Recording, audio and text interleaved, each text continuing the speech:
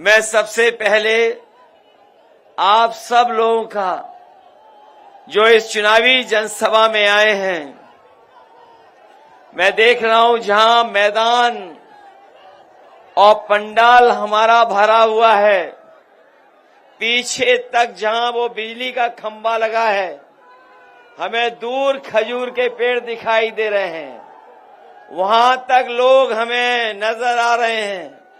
वहीं बाईं तरफ सड़क पे भी लोग हैं। ये जो गुलमोहर का पेड़ लगा है, पेड़ के ऊपर भी है, नीचे भी है, इधर बाईं तरफ और दाईं तरफ पूरा का पूरा भरा दिखाई दे रहा है।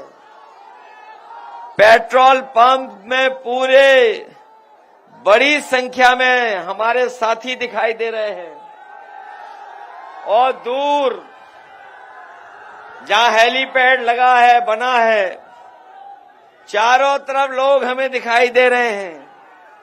जो छाया में जगह पा गए वो छाया में खड़े हैं, लेकिन छाया जहां नहीं मिली, धूप में भी थोड़ा बहुत अपना गमछे का सहारा लेकर के, लेकिन खुले आसमान में इस गर्मी में, धूप में खड़े हुए लोग हमें दिखाई दे रहे हैं। और पंडाल का मुझे एक भी खंभा ऐसा नहीं दिखाई दे रहा है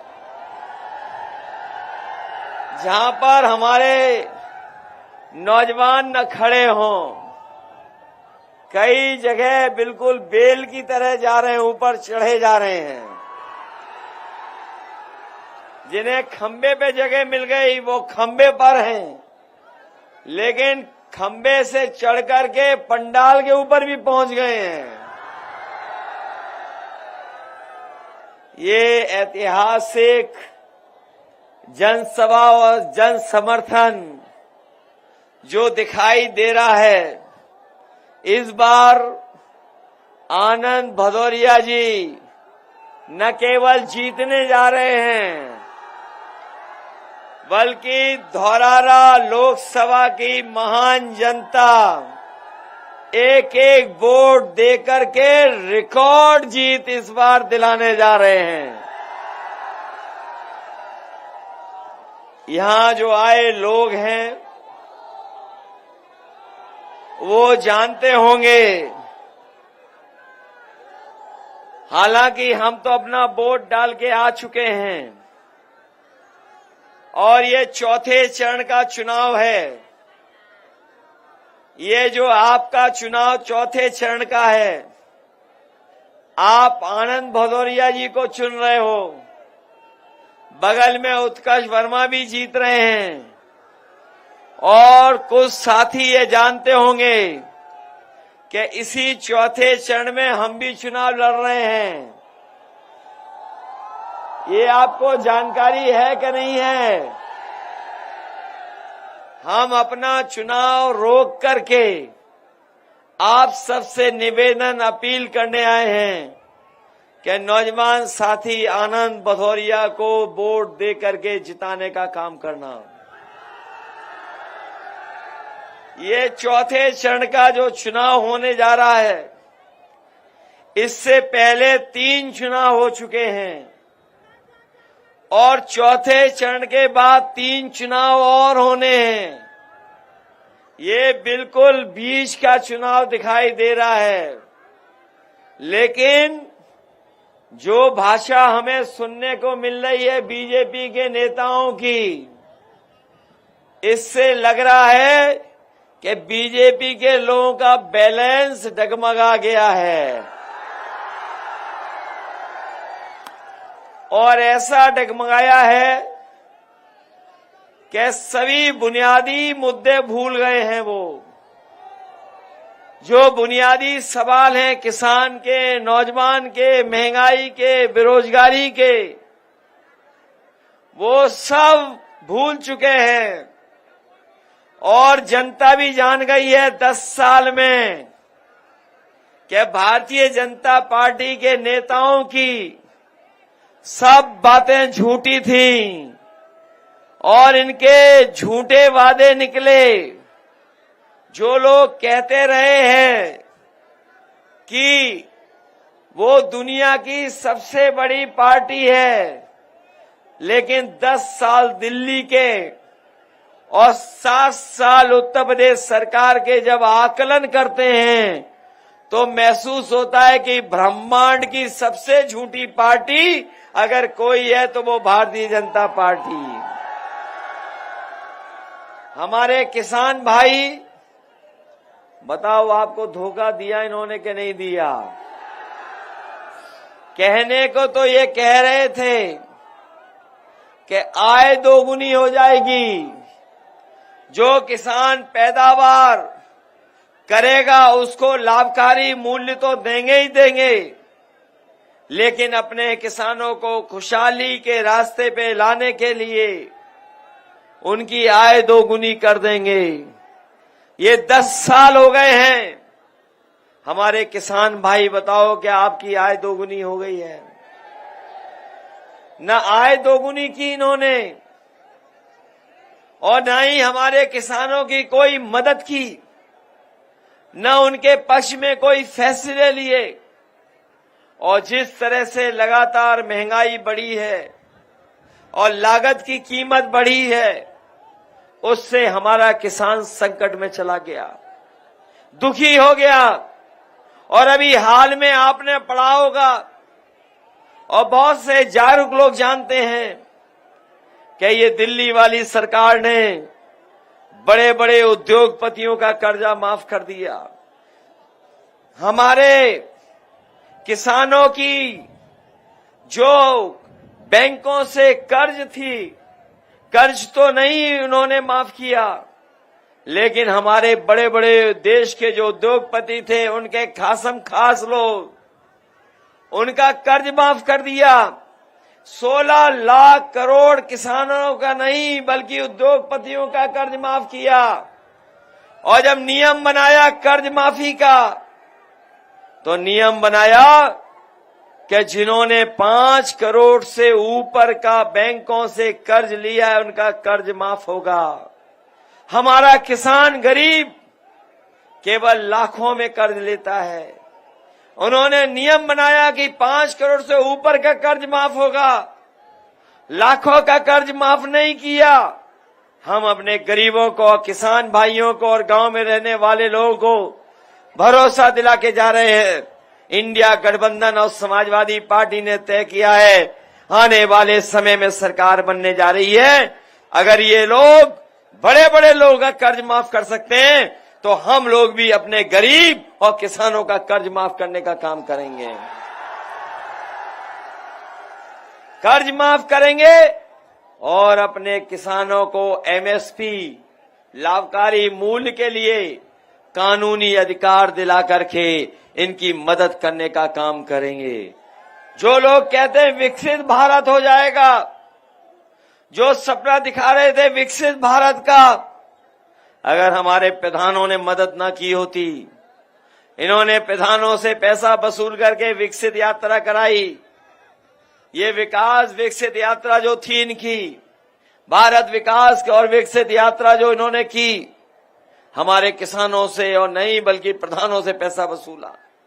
प्रधानों ने अगर पैसा न दिया होता तो इनकी विकसित भारत यात्रा भी नहीं हो पाती। इसलिए अपने किसानों को भरोसा दिला के जा रहे हैं। मंडी बनानी पड़ेगी, मंडी बनाएंगे। सस्ती बिजली, आपकी सिंचाई मुफ्त पहले की तरह और कानूनी अधिकार आपकी फसल के लिए एमएसपी देने का काम होगा। जहां किसान हमारा इस सरकार के खिलाफ वोट डालने के लिए तैयार है, वो अभी किसान भूला नहीं है कि किस तरीके से थार ने हमारे किसानों की जान ले ली। इस बार एक एक वोट डाल करके इनको सबक सिखाने का काम करने जा रहा है किसान। जहां किसान दुखी, वहीं नौजवान के सामने इन्होंने सपने तोड़ दिए। ये हमारा नौजवान जानता होगा, परीक्षा देने गया, एक एक परीक्षा की तैयारी की, कोचिंग की, लेकिन जब परीक्षा दे करके घर लौटा तो पता लगा कि पेपर लीक हो गया। नौजवानों ने जितनी परीक्षाएं लिखी, इस सरकार ने हर परीक्षा का पेपर लीक कर दिया। जो लोग परीक्षा दे करके आए होंगे, नौजवान जिन्होंने तैयारी की होगी, वो जानते होंगे 1, 2, 3, 4, 5 पेपर नहीं, बल्कि 10 पेपरों से ज्यादा परीक्षाएं लीक हुई हैं। और अभी पुलिस की जब भर्ती हुई थी, इन्होंने 2 दिन की तैयारी की और नौजवानों को भरोसा दिलाया कि बहुत ही सुरक्षित भर्ती होगी, न कोई नकल कर पाएगा, न पेपर लीक हो पाएगा।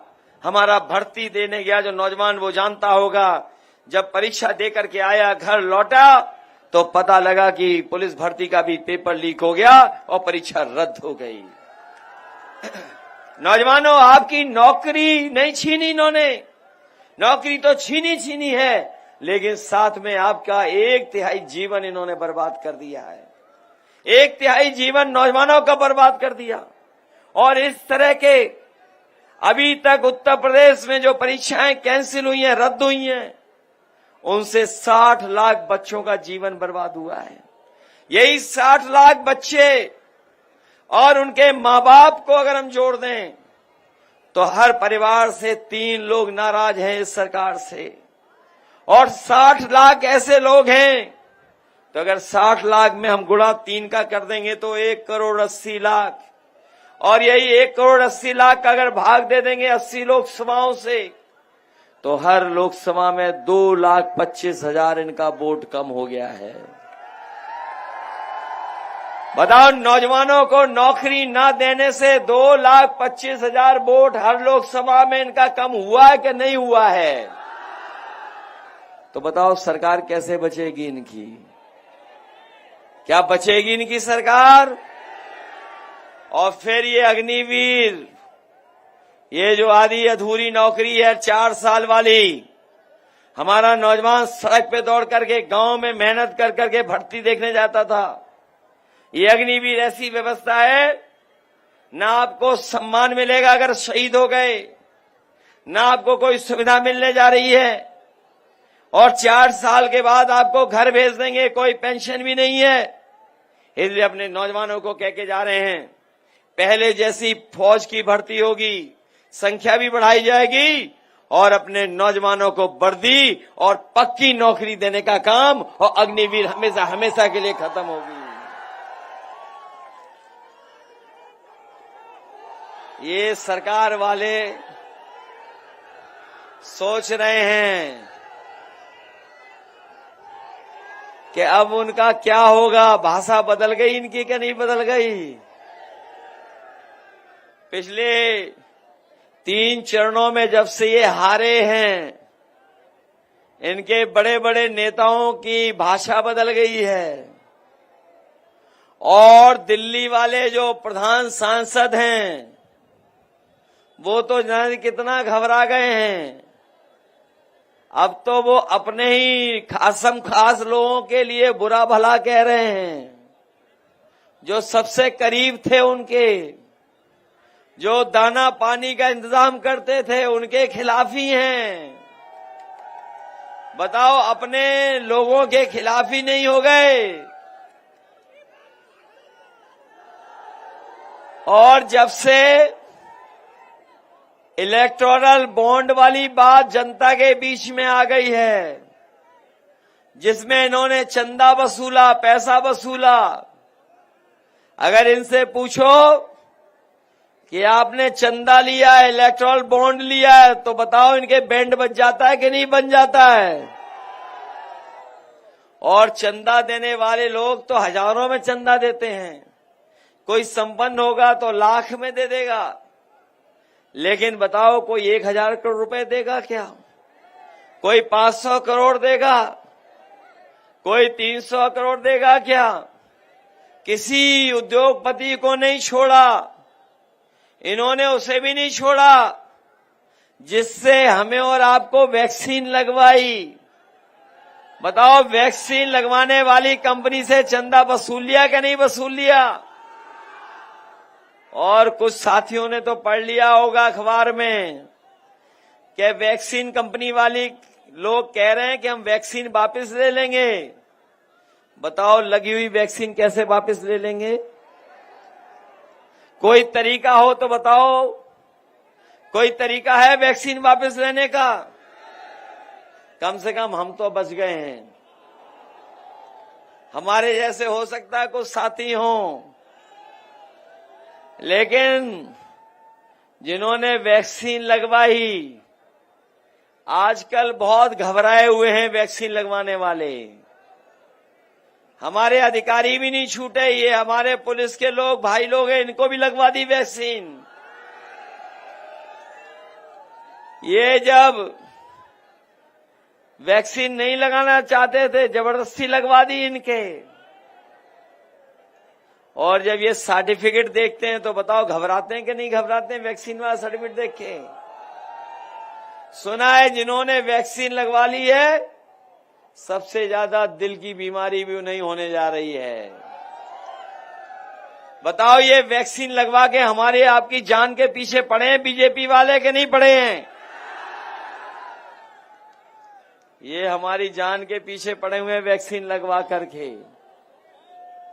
और हमारे साथी जानते होंगे जब पिछला बार चुनाव था तो ये राशन में क्या क्या दे रहे थे हमें और आपको?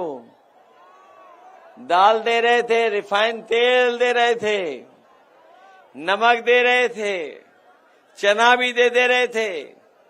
बताओ राशन में अब क्या मिल रहा है? अब कितनी मात्रा मिल रही है बताओ आप? ये क्या मिल रहा है? ये साथी बता रहा है। ये लगता है बहुत पौष्टिक है बाजरा, इसलिए मिल रहा है आपको। बताओ बाजरा दे रहे हैं, पौष्टिक है क्या? बहुत। इसलिए हम अपने साथियों को कह के जा रहे हैं, गरीब साथियों को, न केवल राशन की मात्रा बढ़ाएंगे बल्कि राशन की गुणवत्ता को बेहतर करेंगे। और आपने देखा होगा इधर बाजार में भी बहुत पैकेट का आटा बिक रहा है, और जो संपन्न लोग हैं, शहर में रहने वाले लोग हैं, ये पैकेट का आटा पौष्टिक खा रहे हैं, लेकिन हमारे गरीब को नहीं मिल रहा है। इसलिए समाजवादी पार्टी ने तय किया है जो हमारे गरीबों को राशन मिल रहा है उसकी गुणवत्ता को बेहतर करेंगे। गुणवत्ता के साथ साथ हम लोग पौष्टिक पैकेट का आटा के साथ साथ डाटा भी फ्री दिलाने का काम करेंगे, क्योंकि जब पौष्टिक गुणवत्ता के साथ आटा मिलेगा तो हमारे गरीब का स्वास्थ्य बेहतर होगा। और जब कोरोना के समय पर हम लोगों ने देखा, जब स्कूल कॉलेज बंद थे तो जिनके पास कंप्यूटर, लैपटॉप या डाटा था उनके बच्चों का साल नहीं बर्बाद हुआ, लेकिन हमारे गरीबों के बच्चों के परिवारों के पास अच्छी सुविधाएं नहीं थी, न मोबाइल था, न लैपटॉप था, न कंप्यूटर था, न डाटा था। उनके बच्चों का एक एक साल, दो दो साल खराब हो गया। इसलिए हम समाजवादी लोग जानते हैं, महसूस करते हैं, जितना राशन की गुणवत्ता को बेहतर करना है, पैकेट का आटा देना है पौष्टिक, वहीं अपने लोगों का जीवन आसान करने के लिए जानकारी उन्हें मिल जाए, ऑनलाइन पढ़ाई कर लें या अपनी नौकरी ढूंढ लें, या फिर और इससे जो सुविधाएं मिल रही हैं वो सुविधाएं हासिल कर लें। इसलिए आटा के साथ डाटा भी फ्री देने का काम हम लोग करेंगे। बीजेपी वाले हम लोगों की नकल भी कर रहे हैं। बीजेपी वाले हम लोगों के कामों की नकल भी कर रहे हैं। समाजवादियों ने लैपटॉप दिया था, हमारे बहुत सारे नौजवान यहां हो सकता हों जिनके परिवार में लैपटॉप मिला हो किसी न किसी को। जो लैपटॉप दिया था वो ऐसा दिया था कि जब ऑन करते थे तो नेताजी हम लोग ही दिखाई देते थे। उसकी भी नकल कर ली सरकार ने। हम लोगों ने इतना बड़ा लैपटॉप दिया, बीजेपी वालों ने इतना छोटा कर दिया। बताओ छोटा कर दिया कि नहीं कर दिया? और इतना रद्दी और खराब वाला दिया कि नौजवान अपनी उंगली घुसता रहे, चलता ही नहीं है। बताओ ये बात है कि नहीं है? न केवल ये स्मार्टफोन रद्दी दिया है, बल्कि बीजेपी वालों ने बोरी में से चोरी भी शुरू कर दी। पहले बोरी में से चोरी कितनी की थी, और अब फिर खाद कितनी चोरी कर ली। कभी कभी मैं सोचता हूं ये कहां से सीख के आए हैं। ये सीखे हैं पार्ले जी के बिस्किट पैकेट से। जो पुराने लोग होंगे वो जानते होंगे पार्ले जी का बिस्किट पैकेट पहले कितना बड़ा आता था। और जैसे महंगाई बढ़ी और कंपनी अपना मुनाफा कमाना नहीं छोड़ा, तो बताओ पैकेट छोटा होता चला गया कि नहीं चला हो गया। आज कितने का पैकेट आता है? पहले आता था बड़ा पैकेट, अब आ रहा है 5 बिस्किट का पैकेट। 5 बिस्किट, और बीजेपी वाले आ गए तो आपको बाजार में 1 बिस्किट वाला पैकेट मिलेगा। बताओ बोरी की चोरी हो गई कि नहीं हो गई? पहले 5 किलो, फिर 5 किलो, और इस बार आ गई बीजेपी सरकार तो आपको खाद भी पाउच में मिलेगी, खरीदना पड़ेगा। ये बोरी की चोरी रोकना चाहते हैं। और समाजवादियों ने तो एम्बुलेंस दी थी, गांव में पहुंच करके मदद करती थी लोगों की। इन्होंने एम्बुलेंस ही खराब कर दी। और अगर अस्पताल पहुंच जाओगे तो किसी गरीब को इलाज और दवाई नहीं मिल पा रही है। कोई गरीब अपना सरकारी अस्पताल में इलाज नहीं करा पा रहा है। पुलिस को 100 नंबर गाड़ी दी थी। ये जो 100 नंबर गाड़ी हम लोगों ने दी, वो इसलिए दी थी कि अगर गांव परेशानी में आ जाए, कोई गांव में झगड़ा हो जाए, तो फोन मिलाता था, पुलिस पहुंच करके मदद करती थी। लेकिन जब से 100 से 112 है, नंबर बढ़ा है, पुलिस को लगा है कि उन्हें भी अपना रेट बढ़ा देना चाहिए। और न केवल रेट बढ़ा है, बल्कि फोन करके जब बुलाते हैं तो वो दोनों पक्षों से पैसा वसूल लेती है कि नहीं वसूल लेती है?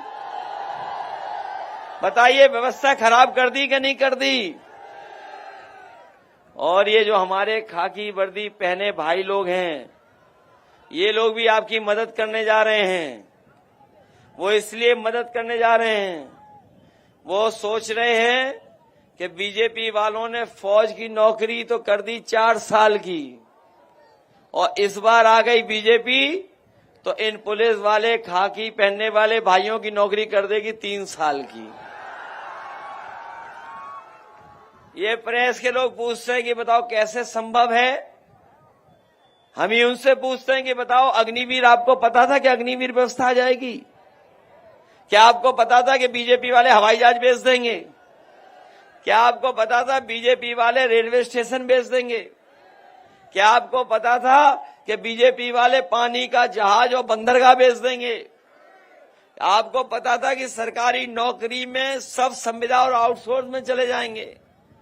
क्या आपको पता था कि बड़े बड़े जो आईएएस की बनते हैं, तैयारी करते हैं, आईएएस आईपीएस के लिए एग्जाम लिखना पड़ता था?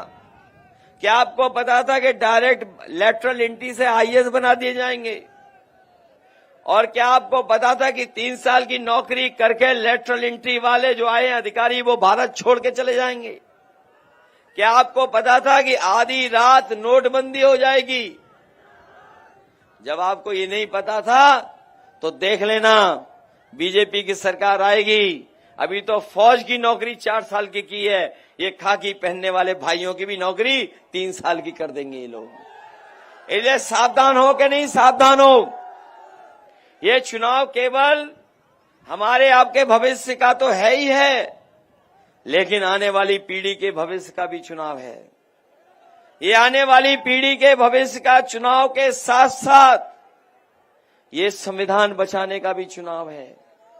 ये बाबा साहब भीमराव अम्बेडकर जी का दिया हुआ जो संविधान है, ये संविधान हमें अधिकार दिलाता है, ये संविधान हमें न्याय दिलाता है, ये संविधान हमारी संजीवनी है।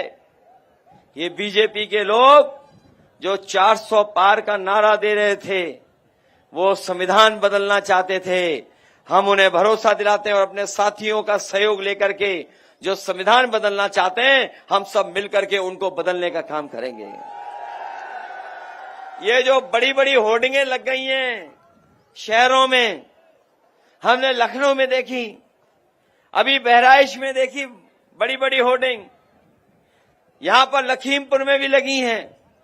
कहने को तो ये कह रहे हैं कि ये डबल इंजन की सरकार है, लेकिन बड़ी होर्डिंग जानते होंगे पत्रकार साथी, एक इंजन पहले से ही गायब है उसमें। बताओ, बड़ी बड़ी होर्डिंग में एक इंजन गायब है कि नहीं है? और जिसके लिए दिल्ली वाले आते हैं वोट मांगने, बताओ वो होर्डिंग से पहले ही गायब है कि नहीं है गायब? बताओ, ऐसे खटारा इंजन को हटाओगे कि नहीं हटाओगे? बताओ, 10 साल में क्या मिला है आपको? क्या दिया है संसद ने आपको? बताओ, महंगाई, बेरोजगारी से लेकर के हमारे किसानों को अन्याय का सामना करना पड़ा, ये हमारा गरीब परेशान रहा। इसलिए ये चुनाव आपके भविष्य का चुनाव है और समाजवादी पार्टी ने और इंडिया गठबंधन ने आपको एक नौजवान साथी दिया है चुनाव के में।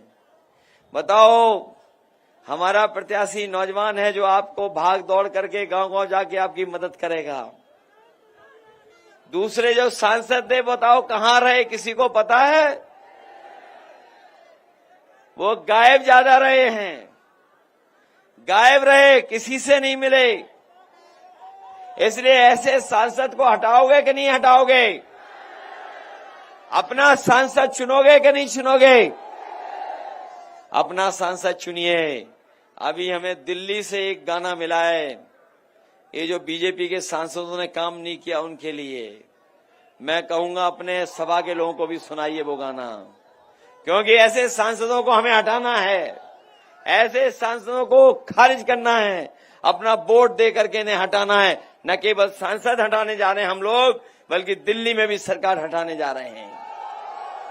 बताओ, 400 पार का नारा ये भूल गए कि नहीं भूल गए? अब नहीं बोलना है 400 पार। अब बचने के लिए जाने कौन कौन से मुद्दे उठा के ला रहे हैं, लेकिन हम जानते हैं जनता बहुत समझदार है, हर बात को समझती है। जिन्होंने झूठी बातें की हों, वादे झूठे किए हों, उनको सबक सिखाने का काम करेंगे। जो कहते थे दुनिया में सबसे बड़ी पार्टी है, लेकिन 10 साल में आकलन कर लेना, ब्रह्मांड में सबसे झूठी पार्टी अगर कोई है तो वो भारतीय जनता पार्टी है। यही मैं निवेदन आपसे करने आया। मुझे उम्मीद है कि आप आनंद भदौरिया जी को जिताने का काम करेंगे, क्योंकि अभी लड़ाई बहुत लंबी है और ऐसी लड़ाई है कि अभी आपको हक और सम्मान दिलाना है, आपके अधिकारों को दिलाना है।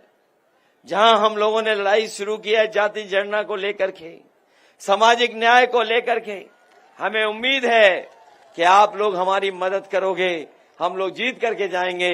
तो जाति जनगणना करा करके आबादी के हिसाब से आपको हक और सम्मान दिलाने का काम करेंगे।